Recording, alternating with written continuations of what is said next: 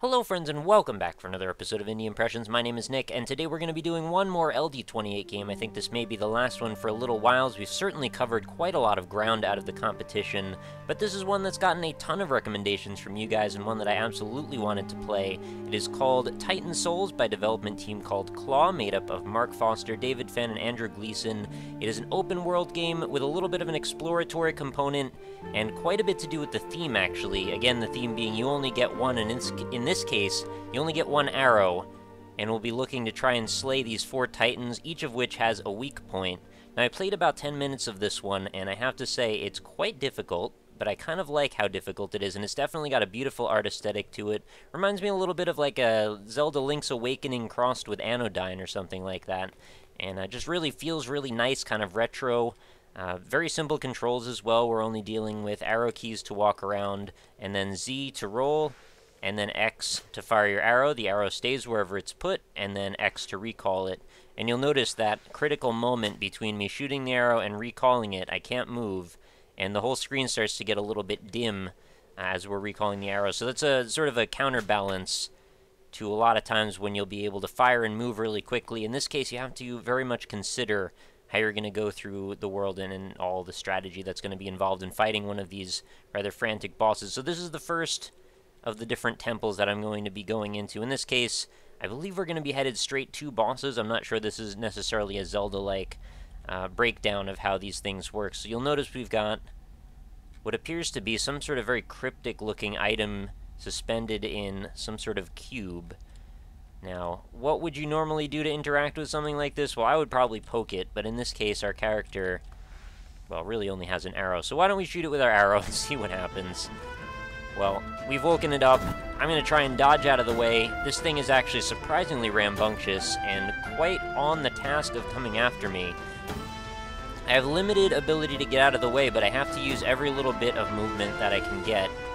And in this case, I didn't quite make it out of the way, actually. I thought I was going to roll right around that, but the hitbox was a little bigger than I expected. The punishment, death, and a respawn back at the shrine at the center of everything, so we're going to head back in that direction.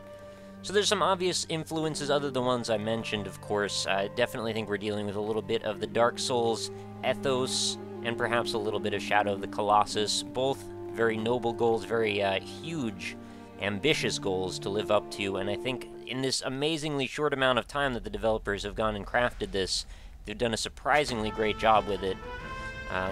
Just from my experience with this first boss fight, that's all I've really needed to be able to have such a favorable impression.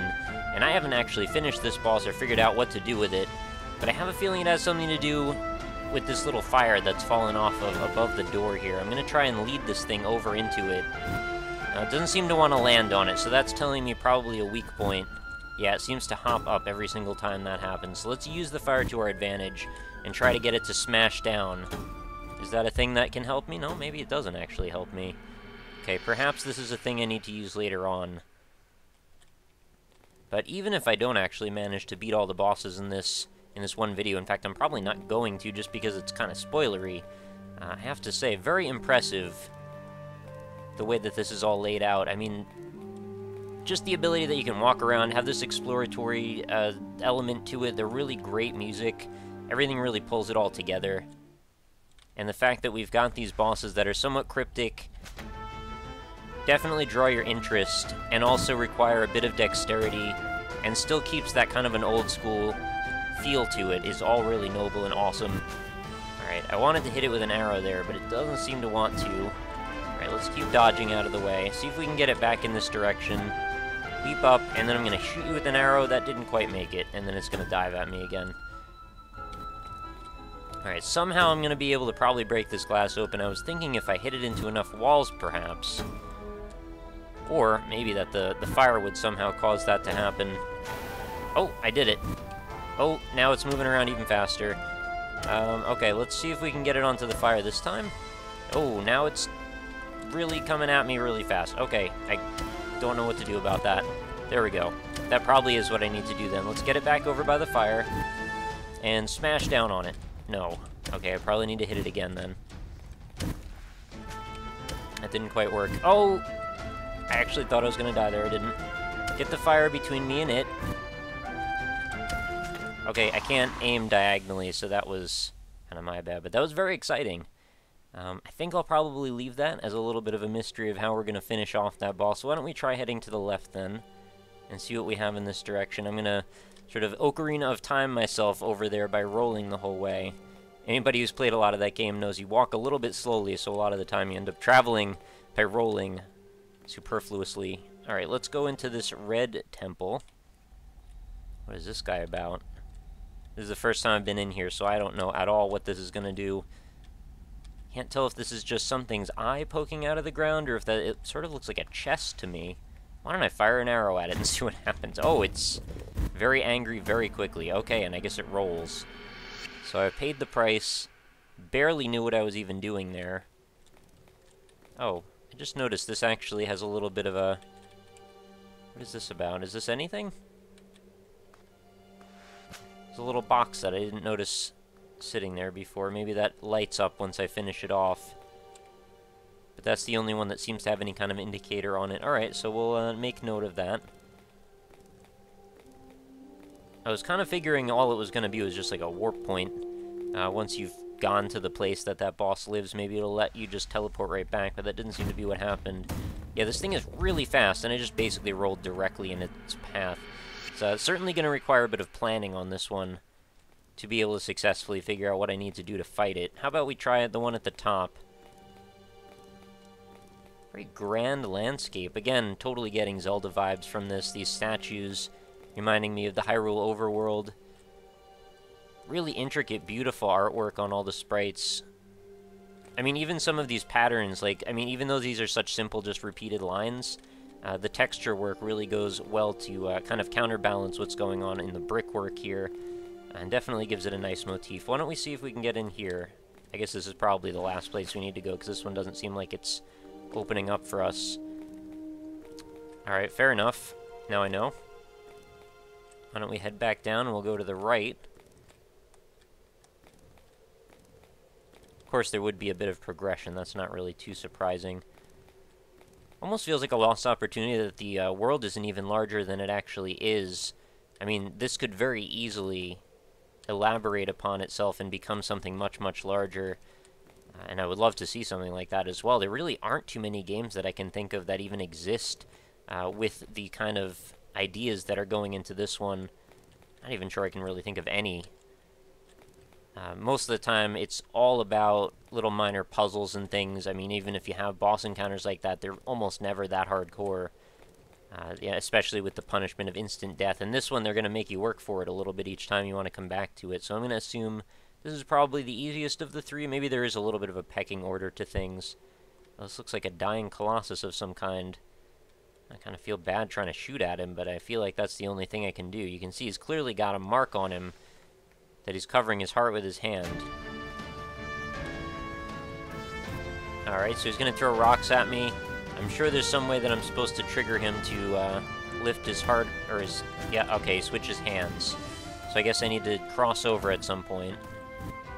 Or maybe he only throws 3 per, and that's the time that I'm supposed to jump in there, basically, to hit him with an arrow. So right now, yeah, okay, I didn't get that timing down.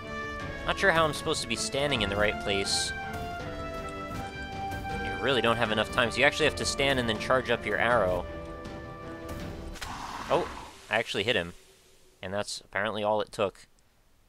One shot to the weak point, and that was my first try on that one, so I actually did manage to come out victorious on one of the bosses. I feel like I should try the brain boss one more time. Somewhat macabre as well. I wasn't necessarily expecting that. I was sort of expecting more bosses that were a little bit like the guy we just fought. But I really like that there was such an enigmatic-looking boss as well. Did the theme change? I think it might have changed since we finished one of them off. Alright, why don't we try this again? I was able to actually grab the arrow right off the ricochet. Wow, okay. That did not work out the way I was hoping. I wanted to kind of fake right and then cut back left, and that did not work out.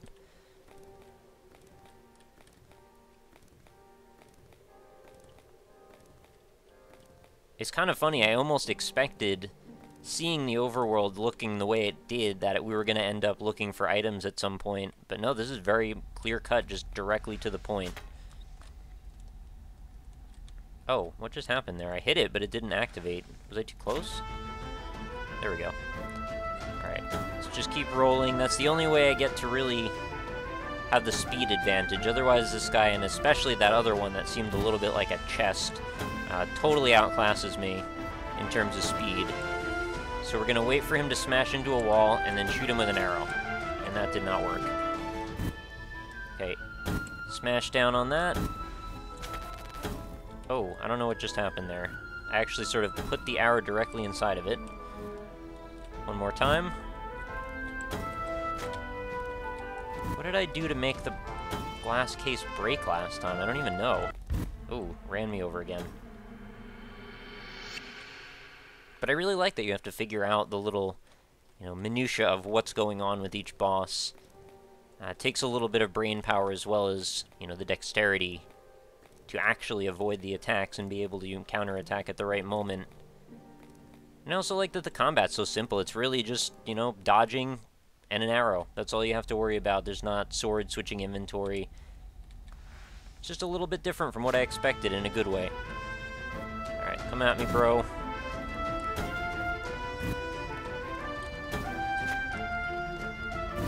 What just happened there? It seemed like he was stunned for longer than normal, so I wonder how I used that to my advantage. No luck.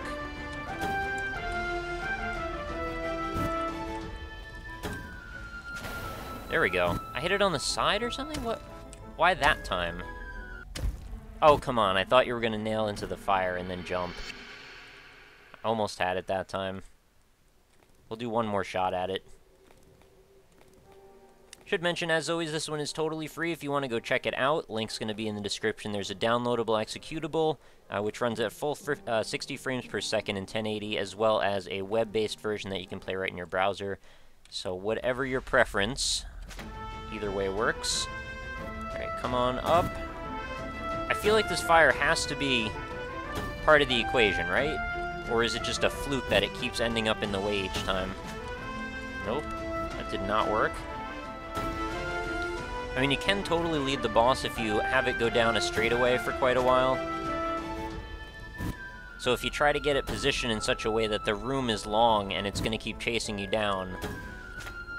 Well, it didn't work. Maybe I just have to hit it so many times into the ground that it finally will take an arrow. So it's kind of like you have to whittle it down for a while. I guess that is not that time, and it looks like I'm getting, severely smashed at the end there.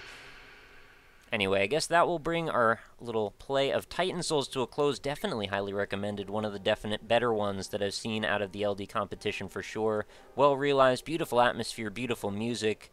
The whole thing, really a great package, and one that absolutely should be considered to be made into a full game. If the developers have any ambitions in that direction, I would love to see more. But that is going to do it for another day, guys. Thank you so much for watching. As always, feel free to check out the description for the game itself, as well as more out of my series, including over 600 other episodes that you can find over on indie-impressions.com, my website, all of which are categorized, and you will find all the LD coverage all together in one place. Again, don't feel too bad if you were looking forward to more episodes of the LD-oriented material. There will probably be a few interspersed, because I had a ton that I never got to, and I would like to basically come up with excuses to get to them, so I have a feeling some of them are going to be showing up. I just want to get back to some of the other stuff for a little bit, because I have quite a queue of developers also looking forward to getting their games perhaps up on the show. And I think all I needed to do was just get him in the right position between stomping me and looking at me, and just hit him in the eye with an arrow, because I think that's all there is to it. Just like a box with an eye or something like that.